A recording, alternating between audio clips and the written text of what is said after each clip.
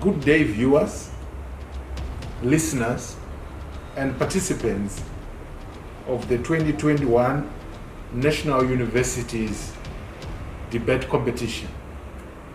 The Ministry of Higher and Tertiary Education, Innovation, Science and Technology Development is proud to see students debating at such a high level, showcasing to the world what they know and how they want it to transform the world for the better.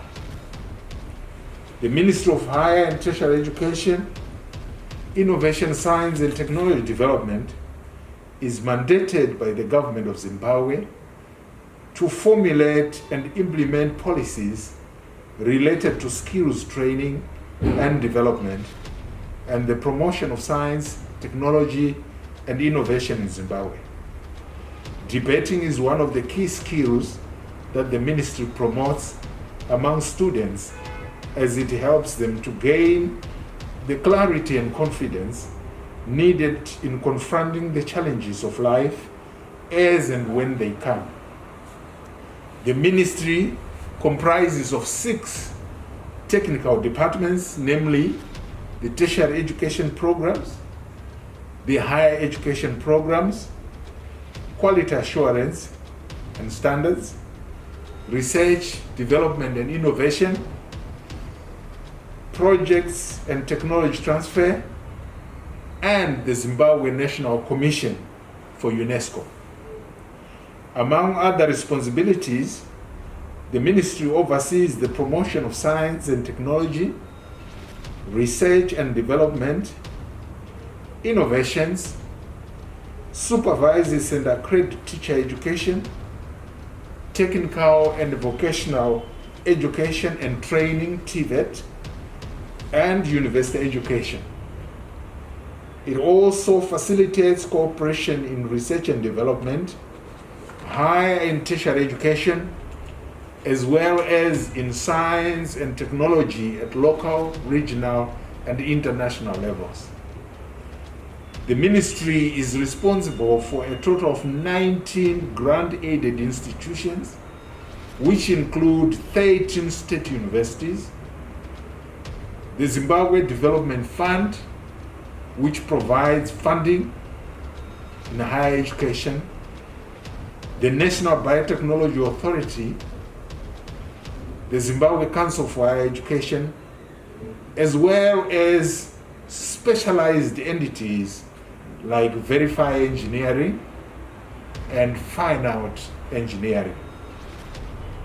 As you can note, the ministry's work and mandate is broad, and as such requires the ministry to work with and through different partners in addressing the needs of students and staff.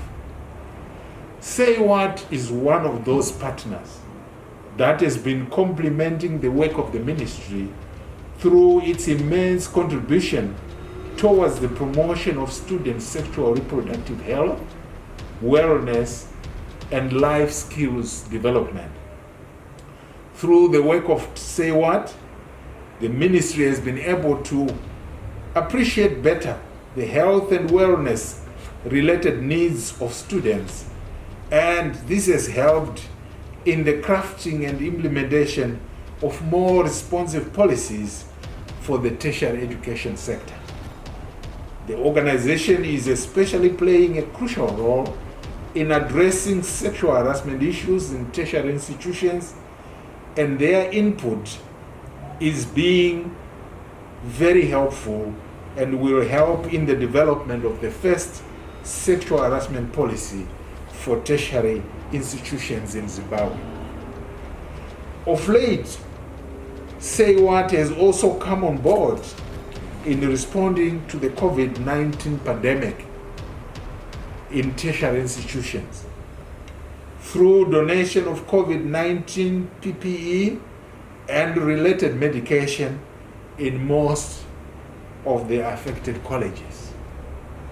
The 2021 Speak and Solve Initiative, SASI, National Universities Debate Competition, is presenting the ministry with yet another opportunity to to learn from students on how to address emerging and contemporary health and developmental issues affecting students, such as COVID-19. We are listening and learning. We are listening and learning ministry, eager to tap into the ideas and arguments put forward by our students across all our institutions of learning. Our goal is to ensure that institutions of higher learning remain incubators of new ideas and innovations, which will definitely take our country to another level. We always say universities are marketplaces of ideas. As rightfully alluded by the title of the debate, Speak and Solve, we are looking forward to a viable solution to national, regional, and international developmental problems that we are grappling with. It is a debate with a difference, as it will only seek to entertain, but also to help viewers and listeners to think differently on issues which are key to student development and wellness. Yes, COVID-19 has been devastating to our education system. However, we cannot fold our hands and just watch fall. This is the time to innovate. Find new ways of doing business. Find new ways of teaching and learning to ensure that our education can continue to happen and that our economies can develop. The ministry is looking forward to hearing about such cutting-edge, innovative ideas from this debate, which can help us to ensure that we improve our education system. I'm informed that this year's edition has only managed to support the participation of 10 state universities, which is just a fraction of our tertiary institutions in Zimbabwe. I therefore do call upon SASI and its funding partners to invest more in the competition to cover more tertiary institutions. This will ensure that students from different backgrounds also participate and share their opinions on key issues that are affecting them. To all the 2021 debaters, I challenge you to utilize this precious opportunity to show the world what you are made of. This is your chance to speak your mind and shape tomorrow, that we have the tomorrow that we desire. I wish you all the best in this competition, and may the best win. I thank you.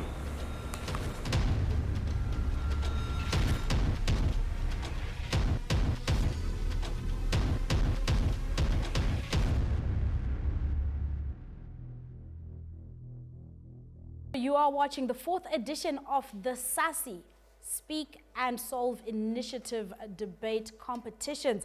Now, we are, of course, broadcasting to you from the new Say What studios in Harare.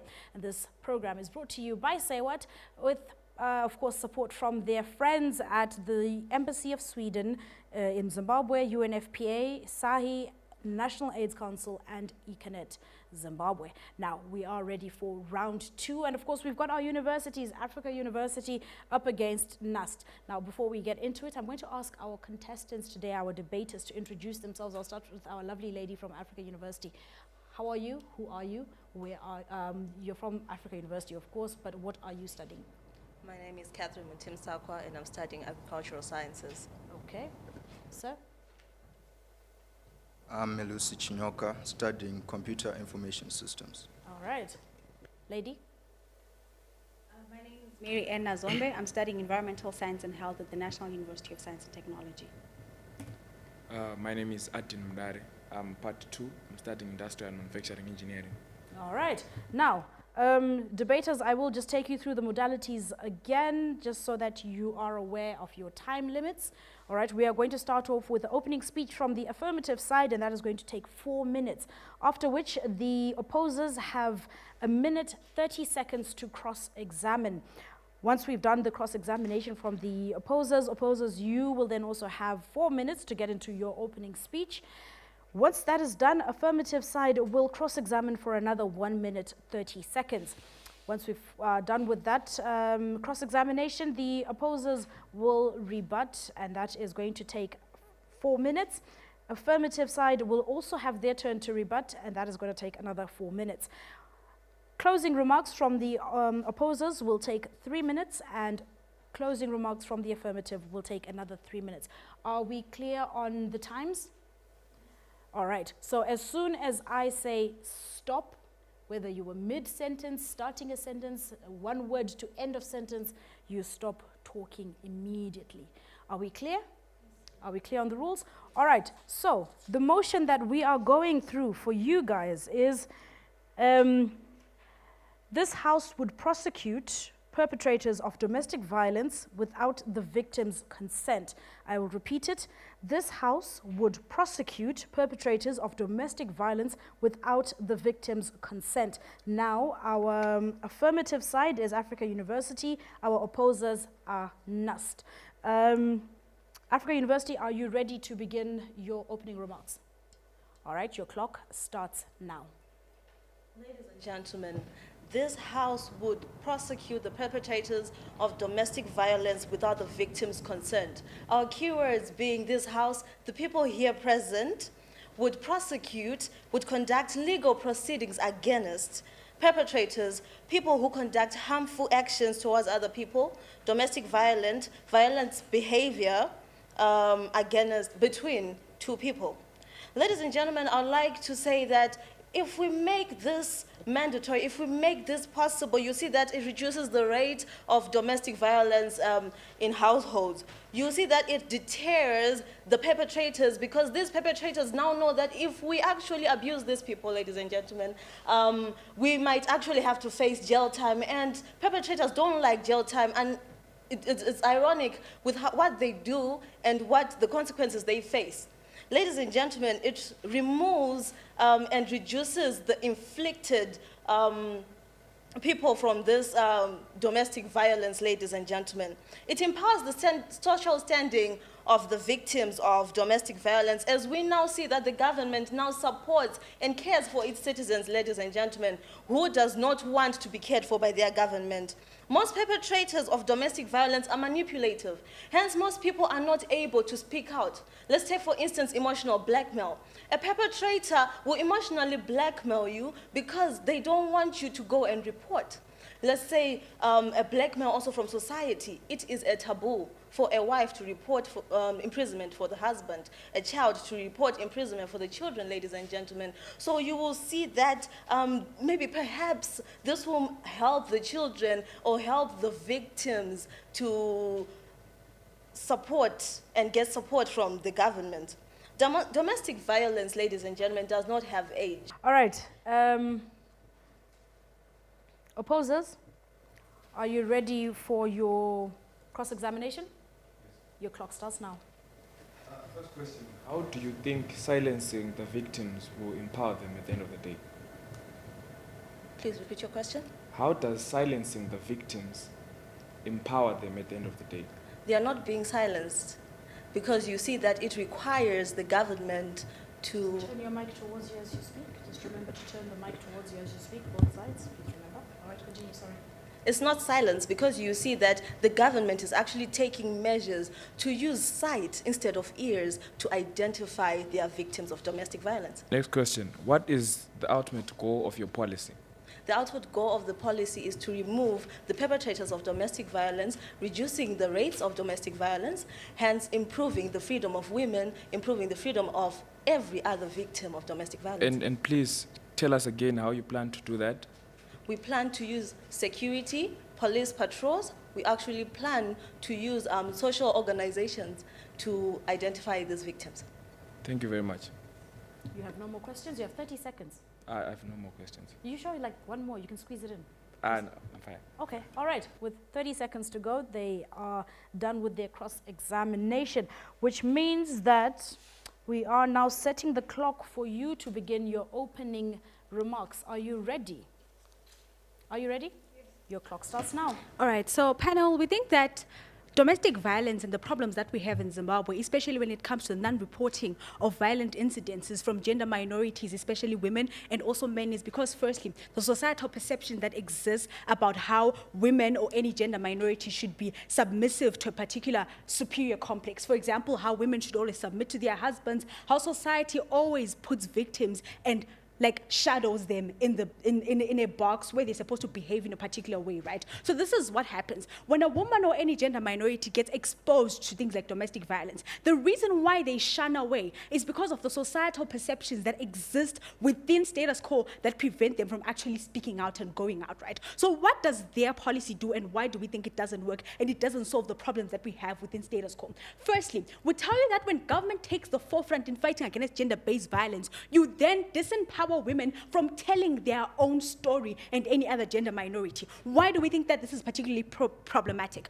We have told you how, like, the problem that we have in the first place is the perception that society has on defining a particular gender role and how people are supposed to behave, right? So when you then put government within the community, what happens is you never really break the perceptions and you never really break all those gender stereotypes that exist on how people should behave and on how women should be submissive and how gender minorities should keep quiet at any instance. But what you do is you empower societal narratives of them protecting each other and covering from each other, and the government then becomes the enemy, which is something that we don't vie for. What we push for from side non-affirmative is firstly, we push for a victim-friendly criminal justice system. What we mean is the justice system in any country or in any place should be victim-centered, right? It should focus on empowering victims by breaking societal norms and gender stereotypes that exist on how people should behave, right? And how does like a government actively do that? We don't think that a government actively does that by not going behind the back of victims and like suing or arresting and prosecuting the people that are abusing them,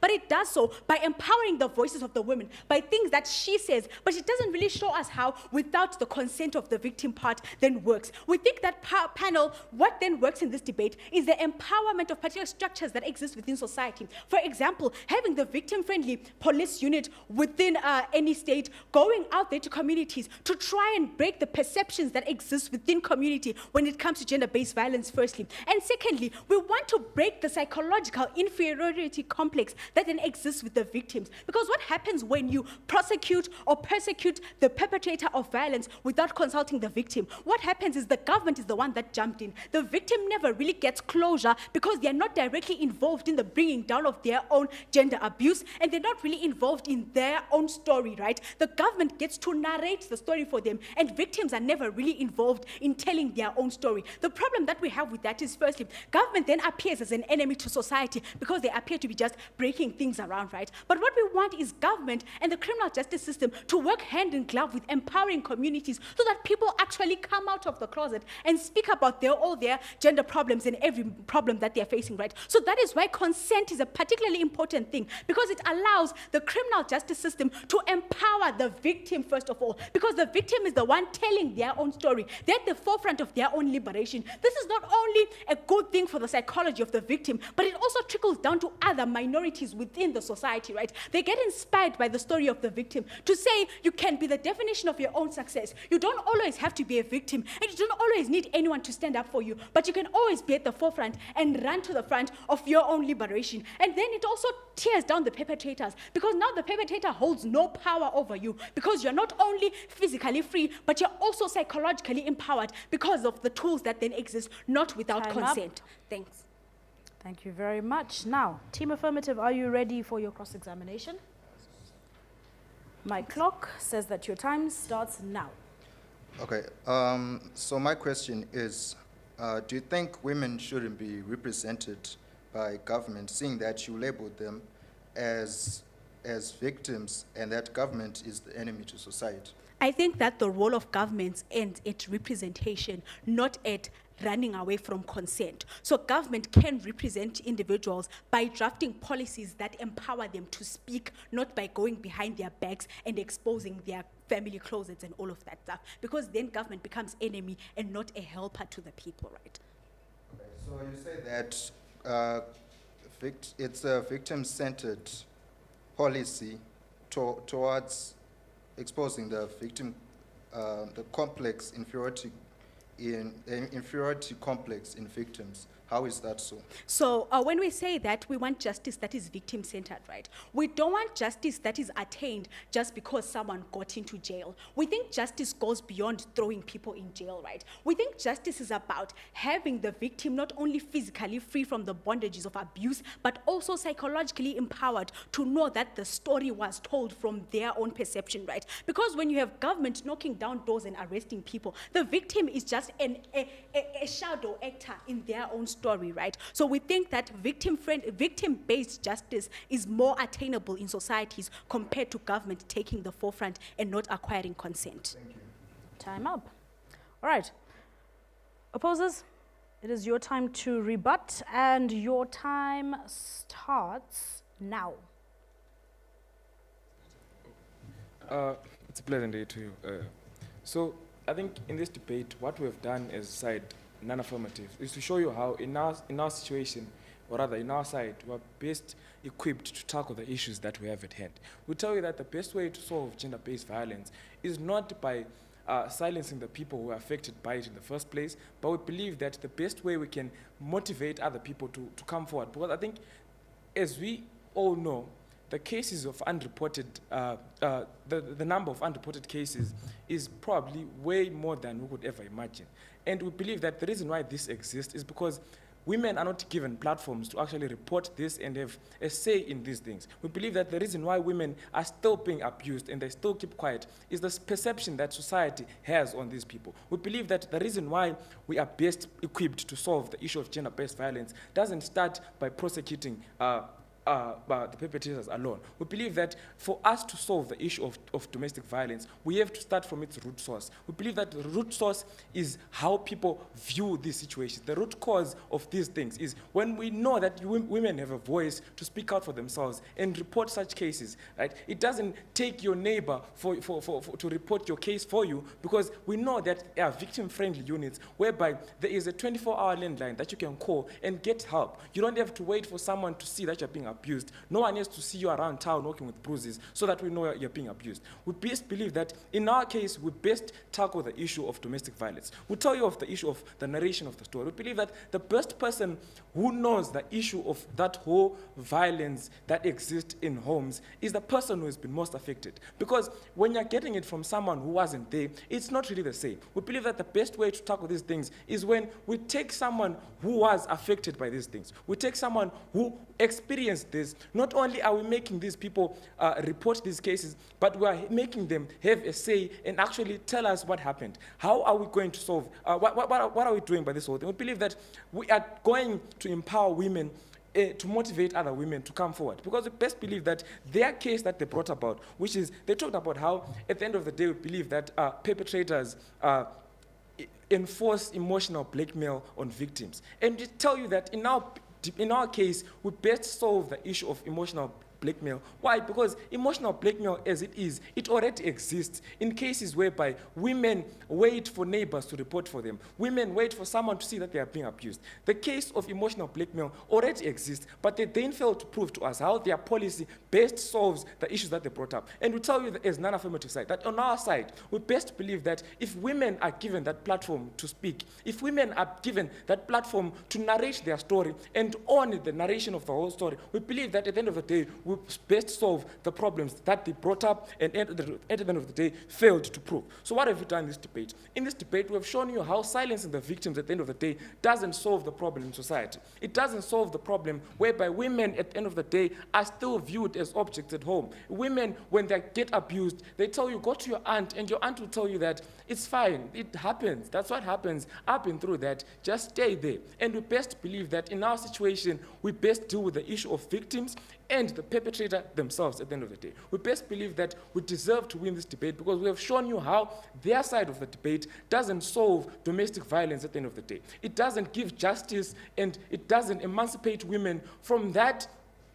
from that perception that society has on women. And we best believe that we have shown to you how our side of the debate best wins this debate by showing you how we tackle the issue of victims, how we best motivate other women to come forward and to save justice Believe that at the end you're of the out day. of time.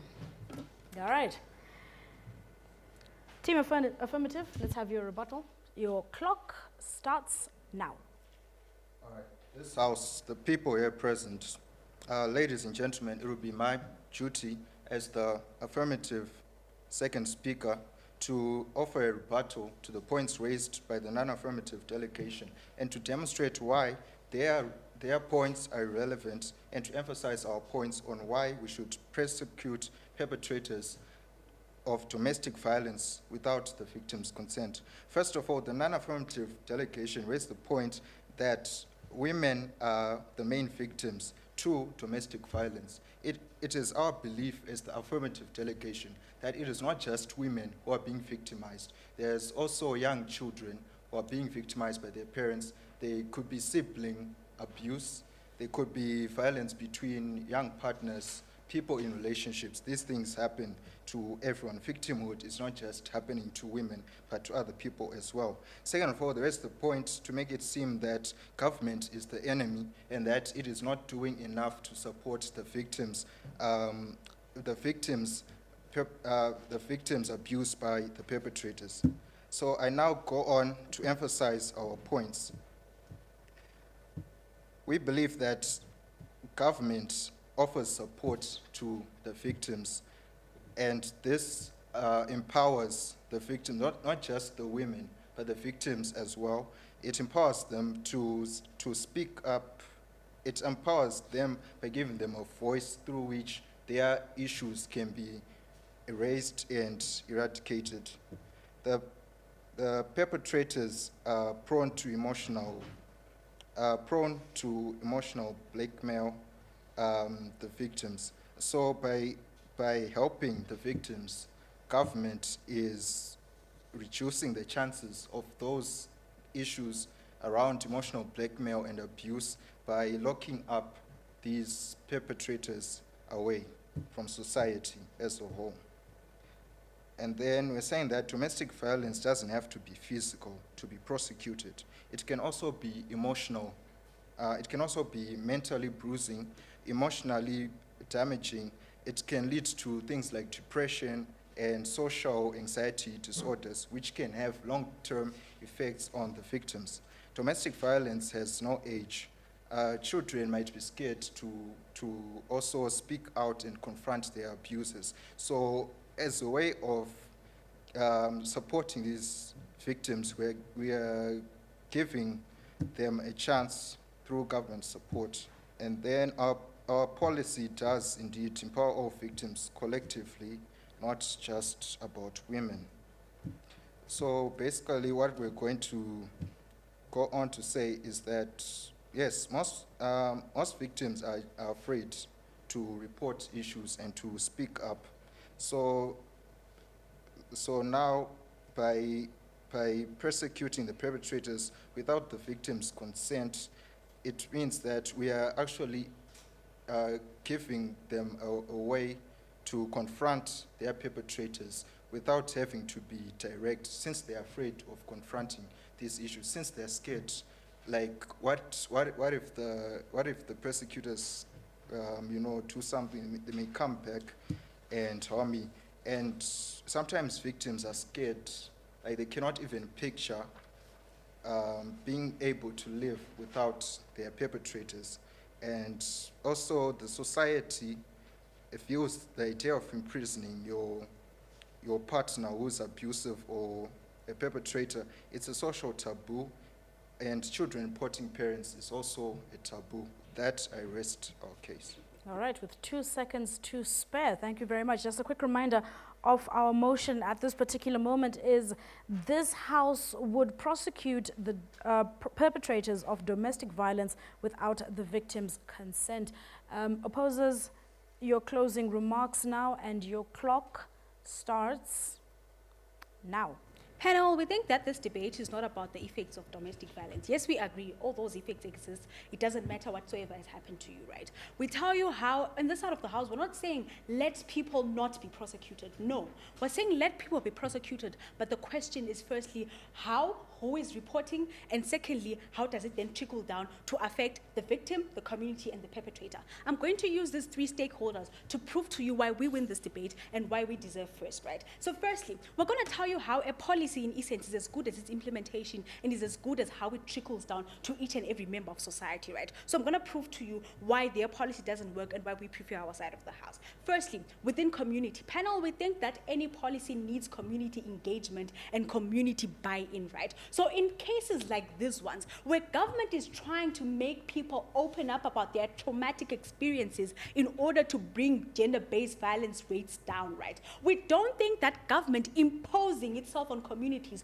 not seeking firstly for consent, is something that works. Because firstly, it already deems the community as a third party in the involvement of fighting things like gender-based violence, right? Of which we don't think that's how the criminal justice system ought to work. When the government imposes itself, it's then viewed as an enemy coming against the community instead of working together as a community. So when it comes to community as a stakeholder, we think we get better engagement on our side when you have got more educational drives and the empowerment of social structures that already exist. Things like the victim-friendly unit of the police, things like organizations like Say What, and all other organizations that fight against gender-based violence. When you strengthen those organizations and communities, you get better engagement than the government imposing itself and going ahead to prosecute people without consent, right? And then secondly, the victim themselves, the victim of gender-based violence. Why is consent from a victim important when it comes to bringing down the tyranny of gender-based violence? We think firstly, it empowers the victim gets closure, and they get true justice. Because from their side of the House, the best case scenario, what you get is people going to jail and people getting arrested. You might offer some counseling sessions here and there, but it never really works, because what you do is you allow someone else to be the molder of a story of a person who's a victim. This means that this person, until the day they die, they'll always view themselves as a victim and not as the author of their own new story. They never get true empowerment and they never get true psychological freedom, right? So from our side of the House, when you put the victims at the forefront of reporting their own cases and then getting consent from them, we tell you how there are structures that already exist to protect these individuals, right? Like the victim-friendly units that I've been talking about. There exist structures to protect them from any form of blackmail, and when you put it out there within community, then people can understand. Then the perpetrator gets the superiority complex taken away from them when the victim is at the forefront, because they get to lead their own story. Thanks. Thank you, team opposers. All right, team affirmative, your clock starts now. Ladies and gentlemen, this issue of domestic violence is not about some parade. It's not about some media being outspoken, ladies and gentlemen. This is not about media presence. It's about addressing issues at hand. Ladies and gentlemen, when you see someone getting fits on the floor, what do? Do you pass by and wait for them to tell you, I've got fits? You help that person because you need to make sure you save a life. Ladies and gentlemen, 30% of women that have experienced domestic abuse are killed. 2% of those people that experience domestic violence are from children to parents, and 1% of them are sibling to sibling. Ladies and gentlemen, not all these people have got the audacity or the power to approach the police officers or the friendly patrols that they are talking about in addressing these issues, ladies and gentlemen. The government is part of the community. When you say the government is not part of the community, they are the utmost top part of the community. Now, when you're saying that the government is an enemy to community, now you're trying to say the community is an enemy to itself. Ladies and gentlemen, let the government intervene. Let the government be able to identify, to see, and to take action against those people that diminish and infringe the rights of women, children, and any other person in the society. We cannot live in a society where we wait for some media presence, where we wait for someone to go and get our cameras and rush and say, oh no, I've got emotional abuse. No, ladies and gentlemen, let's look at them, identify, take them, and make sure we bring justice to its table, ladies and gentlemen. We are all about justice. We are not all here about writing a novel. We're not all here about making a documentary, but we're here about justice, ladies and gentlemen. It is unfair.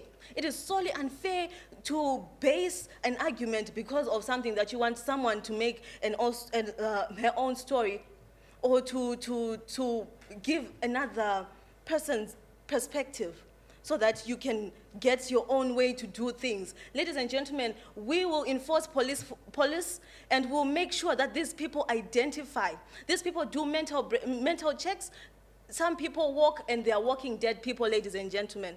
Some people walk and some people are just walking zombies, ladies and gentlemen. We need to identify those walking zombies and make sure we put to justice those people that killed them inside, mentally, physically, and emotionally, ladies and gentlemen. Let us not waste time trying to make documentaries. Let us not waste time trying to make things complicated as they are not complicated. The government is for the people, shall always be for the people, and always be for the people, ladies and gentlemen. With this, I raised my case. All right, are you sure? With 28 seconds to go? Indeed. All right, thank you very much, and the clock has stopped.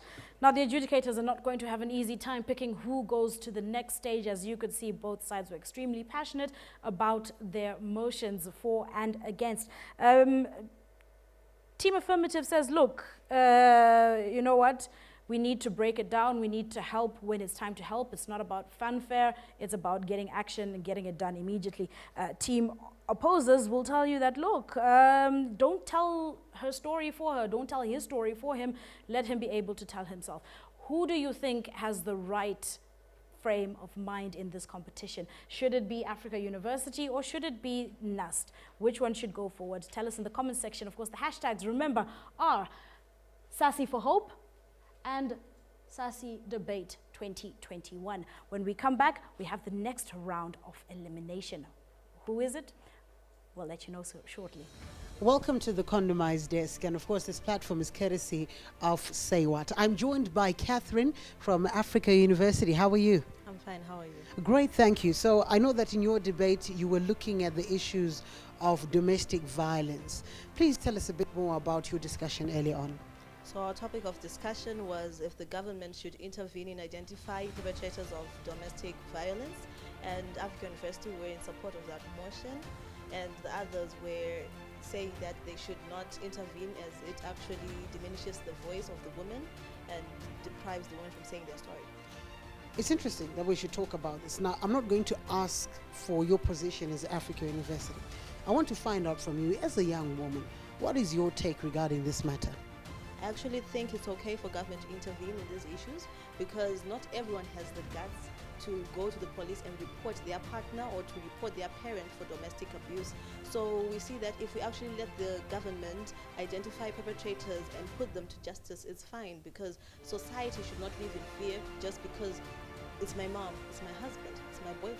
So yes, I think it's okay. Let me talk to you as a young man.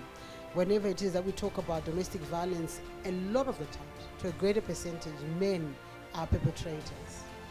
Do you feel that as men you are having enough conversations in the community where you can adequately address domestic violence issues? I think this debate is very much crucial because it's not lies when we say that men are the biggest perpetrators when it comes to domestic violence. And I believe that platforms for men to actually talk about these things aren't really there. You know, when something happens in your home, you don't feel the need to go and tell the next person that, guys, I'm facing problems with my wife.